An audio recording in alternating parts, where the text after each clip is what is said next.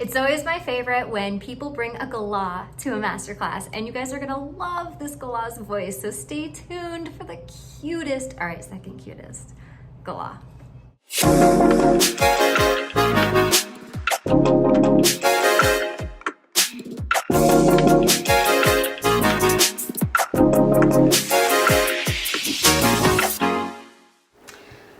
I would like to, I guess I was excited to be able to see you guys hands-on with a bird. I love you guys.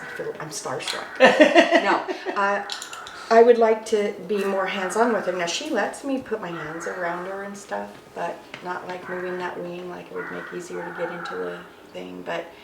And then the other thing is maybe a little bit more help with her being better adjusted between Craig and I, and not just me.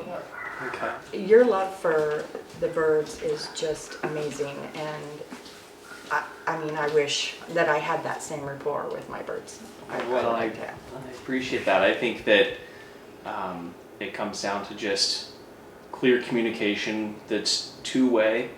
I think all too common we see people in the older method used to be kind of like would be with a dog, where it's like, I told you to do this. Step up, I'm forcing you to step up. And our approach has always been permission-based training, where it's like, oh, you don't want to? Why not? Let's figure that out. Because we like a good challenge, so. I'm going to be honest with you about my background with animals, and I don't have any problem having an animal mind. And I'm very loving with all my animals, and my animals all love me a lot. But I am that one that has that tendency to say, I'm the boss. Mm-hmm. And so, I've learned a little bit with my Chihuahuas when I first got them, because they kind of just went, you want me to come in? And they'd laugh at me and run. And I realized that chasing them wasn't getting me anywhere, and being demanding wasn't getting anywhere. And so then I started coaxing them, to come in, which made me feel almost like a failure at first. Mm. You know what I'm saying? Because it was like, why didn't they listen to me when I wanted them to? And so it took about a year. And then, so then when I came across you guys and having a bird for the first time since that type of approach, I realized that it is by a permission, and that's a very patient-oriented thing. But I love her, and she's responded very well to it. I still get impatient. I still think, oh, she just did this much. Oh, maybe she'll do more right now. Maybe she'll do more right now. And I kind of have a tendency to push it and have to pull myself back. Yeah. So I get it. It's just really hard for me. Yeah.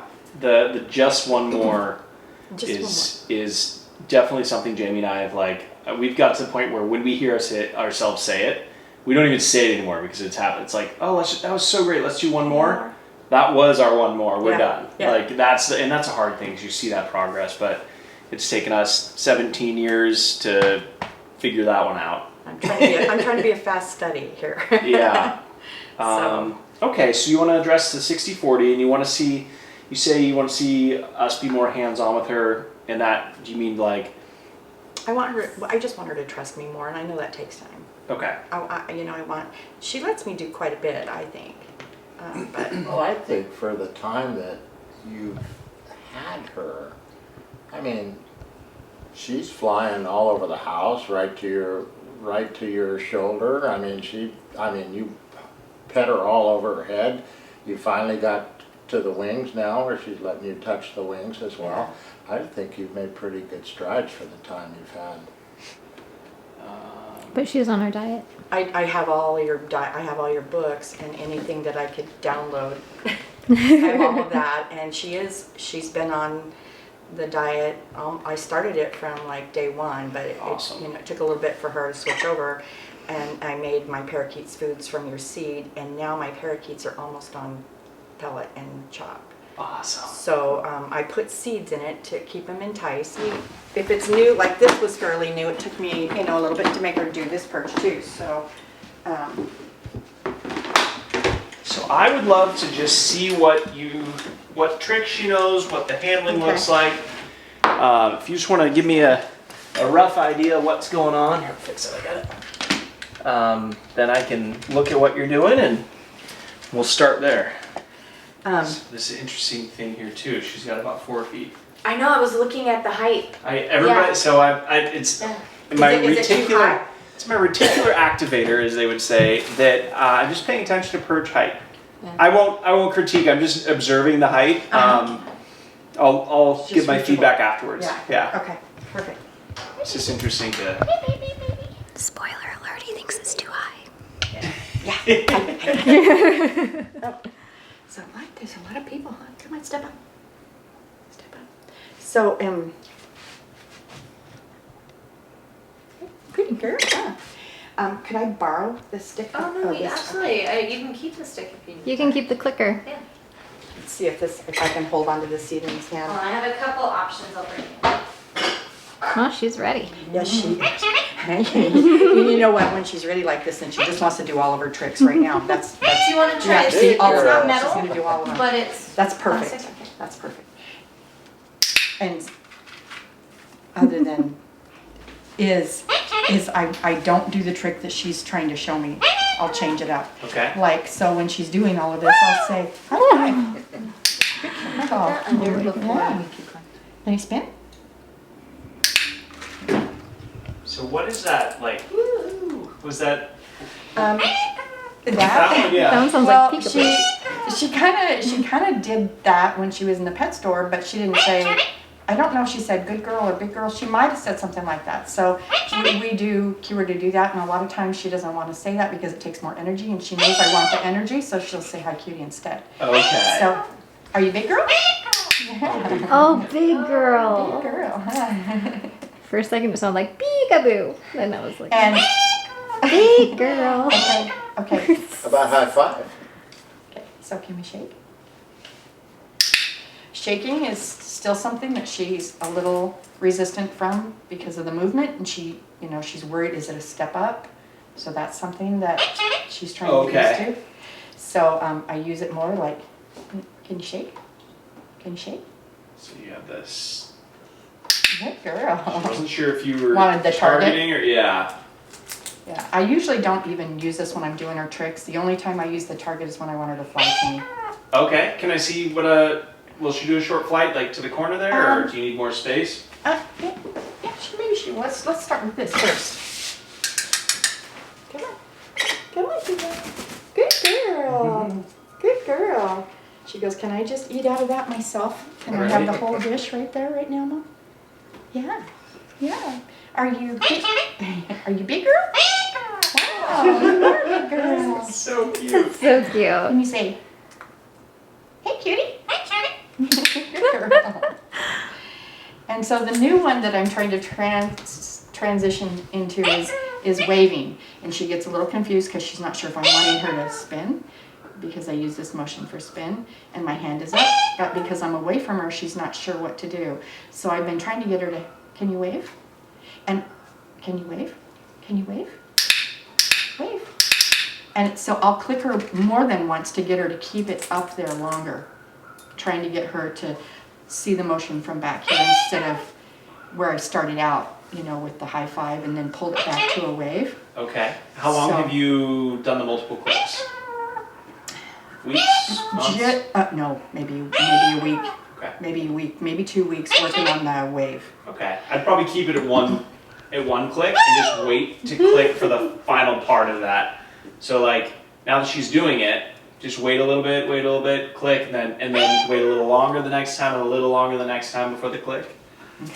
So that it's sometimes the click can also signal that what we've wanted is over, Oh, okay. because we usually click at the end of the behavior. So, but we can fine tune all this in a Can you sec. wave?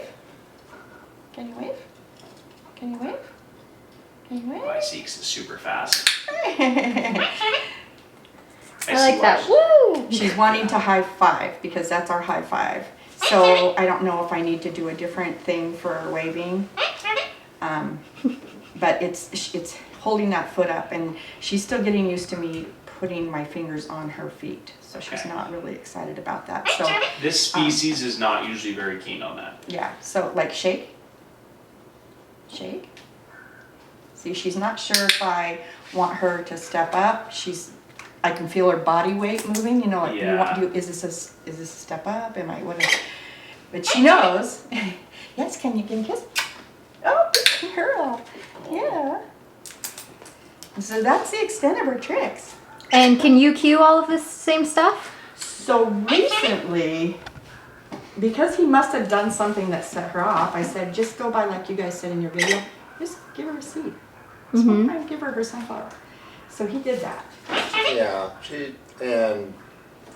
right now it's mostly the bird's still in the cage, not on the perch. I haven't Okay. tried it on the perch. No, we yet. did once. Did we? One day, he just happened to be close to her perch, and I gave him the treats, and I said, why don't you see if she'll do the trick for you? And she did. He just cannot approach her. What I mean, happens? she flies. Away? Yeah. We're both like, at Away? him or away? Yeah. But I mean, do you want him to try? Yeah. I'd like and to see what it looks like. I would like to. He doesn't really know. I mean, other than I usually stand there with him and tell him to do it. Yeah, so why don't you keep the clicker? Okay, yeah, And- I need to do the clicker. And what you'll do is you'll just gently come in at, let me show you on this perch. So not straight on, here you bring the target in from the edge of the Okay. perch, which gives you a perfect lineup to not screw up. If you're in the front, there's a lot more room for error. So this will isolate it to set you up for the most success. You'll come in slowly, slowly, slowly, slowly, slowly, until you're just close enough that she can touch it. When she touches it, you'll click, and you'll go ahead and remove the stick. For the target? Okay, Uh-huh. so you want him to do target. He's never done that. He's Yeah. always cued her to do all these tricks that she wants to do for this food right So now. let's do this, because this can go wrong real fast. I'll show you what I want. Yeah. You click. Okay. Okay, Do so. you want these?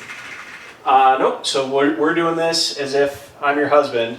So I'll have you click when it's close, or when it's right when she does it. There. And treat. So you just are gonna do the exact same thing. Notice I didn't go in really fast. I didn't end up going too close. I'm gonna pull back, and just took it slowly.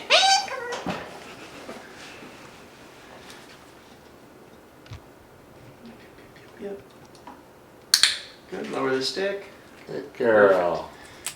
And so we'll do the exact same thing, except after the click, you'll deliver the treat. Okay. Okay, and I'll walk you through it. So go ahead and do the same thing with the stick. Good, good, good, good. Stand by for, oh, hold it there. Good, and lower the stick, give the treat. Good girl. Awesome. Good girl. Cool, so now I'm gonna give you the stick, go and take the stick back, and while you have a seat. So the reason I'm pausing that session is you could see there was like, between the first rep and the second, there was more resistance. Yeah, So if we did one more rep, you might not get it. getcha. But what we're doing is permission-based training. So we're reading her body language. We're seeing that she's like, nah, I'm not comfortable with this. She did it. So we ended on a good note, but we also ended while we were still like really paying attention to what she was telling us. The analogy I gave the last class, I think, was like reading an interpreter who's signing, but really sloppy. You know, it'd be hard to understand. I think that these birds view our cleanliness of our cues as like a sloppy interpreter. And so as they get older, they don't want to, there's less tolerance for how they're willing to like push through things. And so since you've done most of the training or all the training, you have like crystal clear communication. And now that we're trying to introduce this to you, you're just learning it. And so it's like kind of a sloppy translation. So we want to approach it slowly until you learn a little more, a little more, a little more. But we want to stop before she gets frustrated so she can associate you with like, oh, I see the stick. You know this language too? Awesome. I'll do that. Oh, here's my guaranteed treat. Thank you. And it ends really well. I want to try to show you a concept here. Can I go ahead and switch out the stick and stuff? And you can have a seat. That'll actually help me. So let me see if I can warm her up. Hey, will you do it for me? There you go. Okay, so this is what I call the birdie bubble. Have you heard us talk about this? You have? What, didn't you have a gray? Yes. The gray that you did that with? Yes. So see how she's paying attention? I'm in what I would refer to as her birdie bubble. Now, when I'm in her bubble, I'm super intentional about what I'm going for. Okay, I'm deciding I'm going to target, I'm going to move close. I'm not accidentally giving cues. Now watch, I'm going to step out of her bubble. She's probably going to look to you for correction or attention. See, now she's focused on you. Now watch what happens when I step back into her bubble. She sees a stick, she's like, oh yeah, are we gonna work? I've got her attention back. When I'm in her bubble, it's really important that I'm hyper aware of all of my body language. And the reason that's important is I didn't set you up for success, but as we were talking, you kept saying, this is the cue I do for this, this is the cue I do for this, and meanwhile she's begging, and she's responding to you telling me what the different cues are. And then at one point you did something, she was still looking at the target stick, I think you were grabbing a treat, and there was like a lot of cues happening. And I think the best thing we can do, and the reason we do training is to have clear communication with our pets. And that communication is the language you both speak with the bird. I mean, you made it very obviously clear by showing me. There's a distance, yeah, right? Yeah. And it's like I've met your bird now, I've interacted with your bird for less than 10 minutes total. And it's like so predictable that I can say I'm going to step back and now she's going to look to you for attention because I'm no longer actively training, right? So that's, it'll just help make the communication more clear. Let's take you out of the equation you can say where you are. Let's try this again. And I'll have you do the same thing with the target. She goes, oh, here it comes. I am so ready for my son to see. And then you can give a treat after she does it right. Move that so and I'll go ahead and do the click. And I'll let you give the treat. So I'm trying to intentionally be out of her training bubble. Good, good, good. Perfect. Give a treat. Good girl. Awesome. So go ahead and take a big step towards your left. One whole step. Perfect. Okay, and then a half step forward. See how you're in her training bubble now? Go ahead and ask for a target with the stick again. Nice and slow. Doing great, great. And pause there. Perfect. Give her a treat. Good girl. Okay, so now take another big step to your left. And a half step forward. He needs his seats. I'm going to give you a treat in your left hand. There's two of them there for you. So lower the stick for a second. We're in her bubble, so she's definitely paying attention. Now you have her attention. Go ahead and raise the stick. And have her reach over to touch it. Perfect. Lower the stick. Offer a treat. Girl. Awesome. And you can now, the next treat, you can go forward even just a little faster. Not double the speed, but you can go just a little faster. Now this one, hang on here. I can have you target to here. Or actually, okay, now go ahead and have her come back there. I just want movement. Yep, good, good, good. Perfect. Awesome. Okay, I'll go and take the stick back. That was really good. I'm going to show you one last thing that happened on the end. So did you notice that the last target you did was aggressive? Yeah, it was a little quicker. She was almost like, I'll call it aggressive, could be irritated, I don't know for sure. But we want to make sure that we're not getting aggression on cue. And so that's one of the reasons why we come in little, like, so she has to reach. That couldn't be aggressive, right? Because she had to reach so far.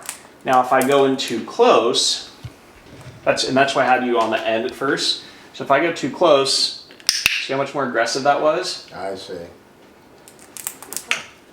So while you're specifically working with her, just make sure you're coming in so she's just barely can reach. And see how much more gentle that is?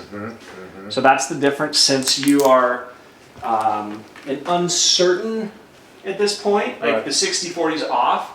We want to treat everything with precision and just be extra careful that we're not capturing anger in there.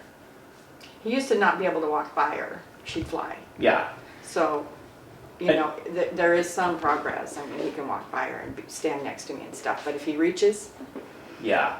Well, I assume, like the birds, I want immediate satisfaction. Yeah. So I then go in a little aggressive, and now I don't even speak to her. I just get a little closer each time, and not as much asking her to perform, as much as just kind of looking at each other, huh? You know, JINX is a great example. He's probably our most like 80-20 bird. Maybe 70-30, but he definitely, like, given the chance, I really have to read this bird to make sure that I don't get nailed.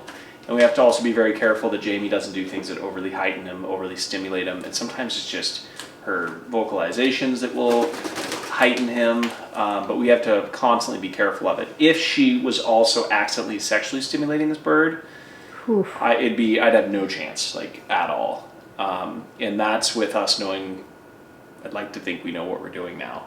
And it's just really important. Okay. Forgive me, I'm a novice at this stuff.